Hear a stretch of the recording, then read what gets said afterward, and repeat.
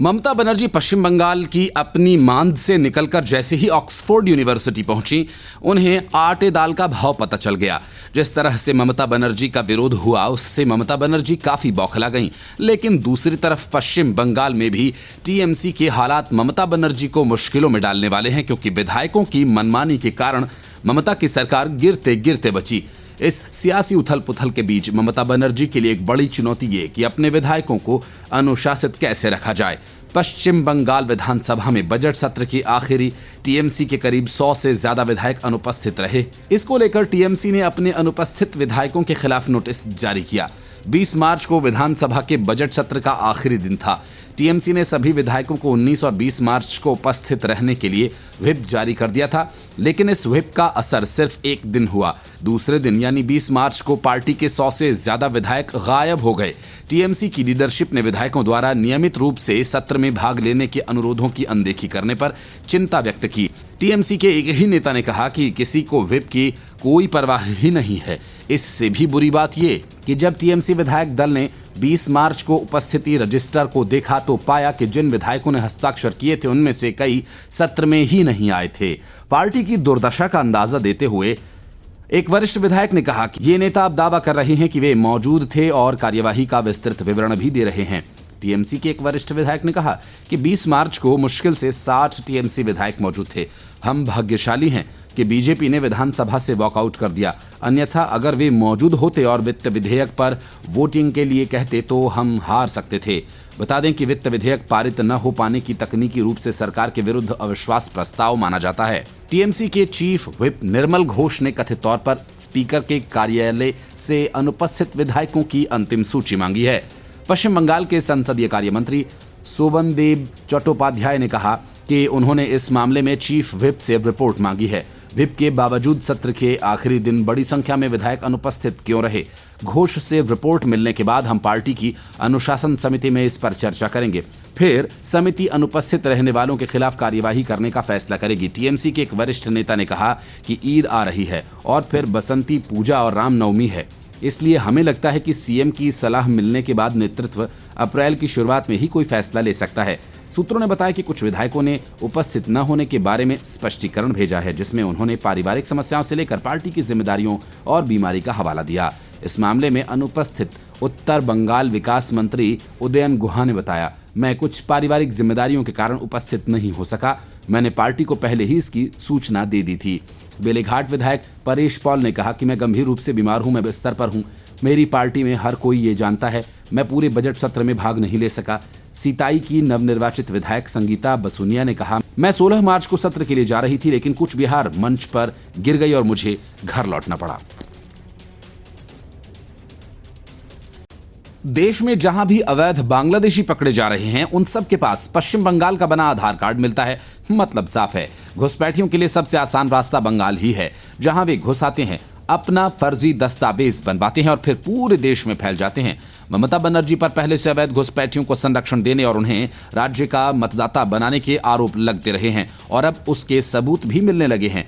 यही वजह है कि केंद्रीय गृह मंत्री अमित शाह ने पश्चिम बंगाल की तृणमूल कांग्रेस सरकार पर अवैध प्रवासियों को पार्टी के वोट बैंक के रूप में इस्तेमाल करने का आरोप लगाया और कहा कि केंद्र सरकार इस तरह के कदम को सफल नहीं होने देगी। पश्चिम बंगाल सरकार के केंद्र के साथ टकराव के बारे में पूछे जाने पर शाह ने कहा कि कोई टकराव नहीं हुआ है। उन्होंने कहा कि वे अवैध प्रवासियों को अपने वोट बैंक के रूप में देखते हैं। वे अवैध प्रवासियों को अपना मतदाता बनाना चाहते हैं, लेकिन हम किसी भी पार्टी को अवैध प्रवासियों के वोट बैंक के रूप में इस्तेमाल करने की अनुमति नहीं दे सकते। इसके पहले केंद्रीय गृह मंत्री अमित शाह ने लोकसभा में इमिग्रेशन एंड फॉरेनर्स बिल 2025 पर बोलते हुए बंगाल सरकार पर निशाना साधा। उन्होंने भारत बांग्लादेश बॉर्डर पर फेंसिंग लगाने के लिए बंगाल सरकार पर जमीन न देने का आरोप लगाया और घुसपैठियों पर रहम करने का। लोकसभा में बोलते हुए गृह मंत्री अमित शाह ने कहा कि हमारी बांग्लादेश से सटी हुई सीमा 2216 किलोमीटर है, जिसमें 1653 किलोमीटर बाढ़ बन चुकी है। गृह मंत्री अमित शाह ने कहा कि बाढ़ के पास का रोड भी बन चुका है और चौकियां भी बन चुकी हैं। सेज फेंसिंग की लंबाई 563 किलोमीटर है। ये सीमा आज भी खुली है। सेज फेंसिंग जो 563 किलोमीटर है, जिसमें 112 किलोमीटर ऐसी है जहां नदी, नाले, पहाड़ियां आदि के चलते फेंसिंग नहीं हो सकती। वहीं 450 किलोमीटर जहां फेंसिंग होती है वो बाकी है। और ये इसलिए बाकी है क्योंकि बंगाल सरकार जमीन नहीं देती। इसके लिए 7 मीटिंग्स हो चुकी हैं। उन्होंने ये भी कहा कि शायद मेरे इस भाषण के बाद ममता बनर्जी जमीन दे दें। गृहमंत्री अमित शाह ने बंगाल की ममता सरकार पर पहचान पत्र देकर अवैध प्रवासियों की मदद करने का आरोप लगाया। उन्होंने कहा कि चाहे बांग्लादेशी घुसपैठिए हों या रोहिंग्या, पहले वे असम के रास्ते भारत आते हैं। जब कांग्रेस सत्ता में थी, अब वे पश्चिम बंगाल के रास्ते भारत में आते हैं जहां टीएमसी सत्ता में है। कौन उन्हें आधार कार्ड नागरिकता जारी करता है? पकड़े गए सभी बांग्लादेशियों के पास 24 परगना जिले का आधार कार्ड है। टीएमसी उन्हें आधार कार्ड जारी करती है और वे वोटर कार्ड के साथ दिल्ली आते हैं। गृहमंत्री ने चेतावनी देते हुए कहा कि हमारे इमिग्रेशन का स्केल और साइज दोनों बहुत बड़ा है और इसके साथ साथ शरण लेने की जगह अपने निहित स्वार्थ और देश को सुरक्षित रखने वालों की संख्या भी बढ़ी है। ऐसे में जो लोग भारत की व्यवस्था में कंट्रीब्यूट करने के लिए आते हैं, व्यापार और शिक्षा के लिए आते हैं, ऐसे सभी लोगों का स्वागत है। लेकिन चाहे रोहिंग्या हो या बांग्लादेशी, अगर यहाँ अशांति फैलाने के लिए आते तो ऐसे लोगों के साथ कठोरता से व्यवहार होगा। Bureau report, news of India. सरकारी पैसे से अपना होर्डिंग्स और पोस्टर लगवाने की वजह से अरविंद केजरीवाल के खिलाफ कोर्ट ने एफआईआर दर्ज करने का आदेश दिया। दिल्ली पुलिस ने कोर्ट के आदेश के खिलाफ केजरीवाल के खिलाफ एफआईआर दर्ज कर ली। ये मामला अभी शांत भी न हुआ था कि अरविंद केजरीवाल के सामने एक दूसरी बड़ी मुसीबत आन खड़ी हुई। असल में मामला शीश महल का है। अब तो जांच में यही पता चला कि रेनोवेशन के नाम पर सत्येंद्र जैन के इशारे पर पूरे बंगले को ही तोड़ दिया गया। जानबूझकर 10 करोड़ से कम के टेंडर जारी किए गए और वित्त विभाग का काम देख मनीष सिसोदिया ने चुपके चुपके सारे बिल का भुगतान करवा दिया। मतलब कि शीश महल में अरविंद केजरीवाल, सत्येंद्र जैन और मनीष सिसोदिया ने अपनी अपनी भूमिका निभाई। अब पता चला कि शीश महल के कई टेंडर्स तो केजरीवाल की पत्नी सुनीता केजरीवाल के दस्तखत से जारी कर दिए गए।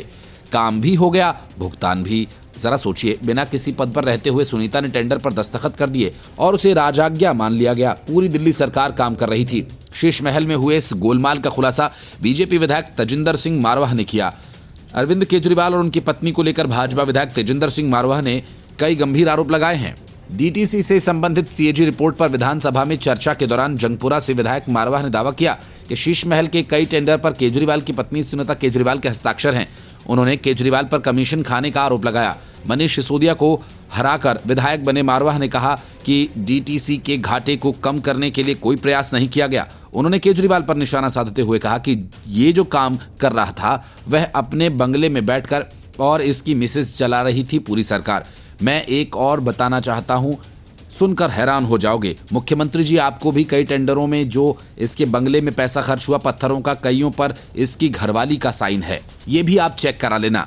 ये पहली बार है जब भ्रष्टाचार के किसी मामले को लेकर भाजपा की ओर से केजरीवाल की पत्नी पर कोई आरोप लगाया गया। भाजपा का आरोप है कि अरविंद केजरीवाल अपनी सुख सुविधा के लिए गलत तरीके से सरकारी आवास पर करोड़ों रुपए खर्च किए। भाजपा और कांग्रेस की ओर से इसे शीश महल कहा जाता है। बंगले में खर्च को लेकर अब सुनीता केजरीवाल का नाम भी घसीटा गया। बड़ी बात यह कि तेजिंदर सिंह मारवाह के आरोप पर आम आदमी पार्टी अब तक चुप्पी साधे बैठी है। पार्टी के इन आरोपों का कोई खंडन नहीं किया गया। करीब 52 करोड़ की लागत से बने शीश महल के मामले की जांच की जा रही है। इस महल को बनाने में कई तरह की अनियमितताएं की गई। Bureau report, news of India. Arvind Kejriwal जब जेल में कैद थे तब हर दिन कहा जाता था कि उनको शुगर की दवा नहीं दी जा रही, उनका शुगर लेवल खतरनाक स्तर तक पहुंच गया है और इसके लिए आम आदमी पार्टी के नेता हर दिन कोई ना कोई मेडिकल रिपोर्ट लेकर सामने आ जाते थे। लेकिन जैसे ही केजरीवाल को अंतरिम जमानत मिली, वे एकदम फिट हो गए। यही कहानी मनीष सिसोदिया की थी। हर दिन उनकी पत्नी को किसी प्राइवेट हॉस्पिटल में भर्ती करा दिया जाता था और बताया यही जाता था कि उनकी हालत बहुत खराब है। गरज ये है कि सिसोदिया को पत्नी की देखभाल के लिए जमानत चाहिए। सिसोदिया की पत्नी का मामला लंबा खींचा, लेकिन जैसे ही सिसोदिया की जमानत उन्हें मिली, उसके बाद से उनकी पत्नी एकदम ठीक हो गई और ऐसी कोई खबर सामने नहीं आई कि जिसमें ये सामने आया हो कि सिसोदिया की पत्नी को किसी अस्पताल में भर्ती कराया गया। सिसोदिया अपनी पत्नी को छोड़ मजे में पंजाब की सैर कर रहे हैं। सत्येंद्र जैन ने भी जमानत के लिए बीमारी वाला एंगल चुना और उसे भी जमानत मिल गई। अब वही खेल मकोका मामले में गिरफ्तार आम आदमी पार्टी के पूर्व विधायक नरेश बाल्यान ने शुरू किया। गैंगस्टर के साथ रिश्ता रखने और उसके साथ मिलकर जबरन वसूली करने के मामले में पकड़ा गया नरेश बाल्यान भी वही घिसा पिटा जेल अधिकारियों वाला आरोप लगा रहा है। उन्हें दवा नहीं दी जा रही, लिहाजा उन्हें जमानत दे दी जाए। मंडोली जेल में बंद आम आदमी पार्टी के नेता नरेश बाल्यान ने दावा किया कि जेल में उन्हें घबराहट की दवाई नहीं दी जाती। उनके इस दावे के बाद अब दिल्ली की एक अदालत ने मंडोली जेल अधिकारियों को निर्देश दिया कि वे मकोका के तहत गिरफ्तार नरेश बाल्यान की मेडिकल स्थिति पर एक रिपोर्ट दाखिल करें। विशेष न्यायाधीश कावेरी बवेजा ने मंडोली जेल के अधिकारियों को रिपोर्ट दाखिल करने का निर्देश दिया। उन्होंने ये निर्देश बाल्यान के उस दावे के बाद दिया उन्हें घबराहट की शिकायत होने पर डॉक्टर द्वारा सुझाई गई दवा नहीं दी जा रही है। इस बीच जस्टिस ने बाल्यान की न्यायिक हिरासत की अवधि 16 अप्रैल तक बढ़ा दी। अदालत ने 15 जनवरी को बाल्यान को जमानत देने से इनकार कर दिया था। बाल्यान को दिसंबर में गिरफ्तार किया गया था। बाल्यान को जबरन वसूली के एक अन्य मामले में जमानत मिल गई थी। दिल्ली पुलिस ने 8 जनवरी को बाल्यान की जमानत याचिका का विरोध करते हुए कहा था कि वह संगठित अपराध गिरोह में एक सहयोगी थे। पुलिस ने इसलिए अदालत से मकोका मामले में बाल्यान की जमानत याचिका खारिज करने का आग्रह किया। पुलिस ने दलील दी, अगर जमानत दी गई तो बाल्यान गवाहों को प्रभावित कर सकते हैं, सबूत नष्ट कर सकते हैं और चल रही जांच में बाधा डाल सकते हैं। विशेष लोक अभियोजक अखंड प्रताप सिंह ने दलील दी थी कि गवाहों ने कबूल किया है कि आरोपी नरेश बाल्यान कपिल सांगवान के संगठित अपराध गिरोह में सहयोगी षड्यंत्रकारी हैं और उन्होंने अपराध करने के बाद फरार एक गिरोह के सदस्य के खर्चे के लिए राशि मुहैया कराई। Bureau report, news of India.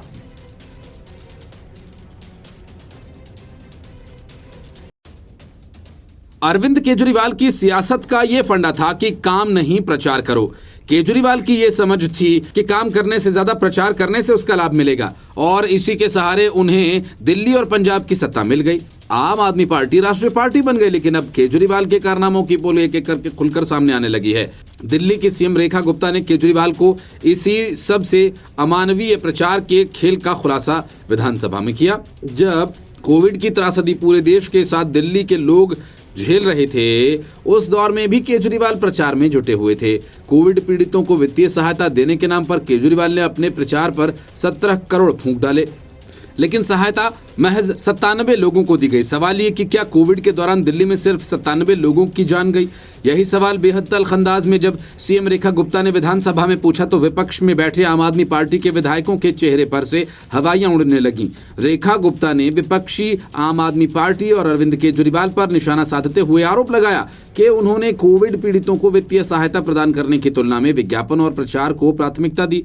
Rekha Gupta ने कहा कि पूर्व की केजरीवाल सरकार ने कोविड योद्धाओं के केवल 97 परिवारों को 1-1 करोड़ रुपए की वित्तीय सहायता दी, लेकिन 17 करोड़ रुपए अपने प्रचार पर खर्च कर दिए। उन्होंने पूछा कि कोविड के दौरान इन लोगों ने, जिन्होंने अपने प्रचार पर करोड़ों रुपए खर्च करने के अलावा कोई काम नहीं किया, केवल 97 परिवारों को वित्तीय सहायता प्रदान की और इसके विज्ञापन पर 17 करोड़ रुपए खर्च कर दिए। क्या दिल्ली में कोविड काल के दौरान केवल 97 लोग ही मारे गए?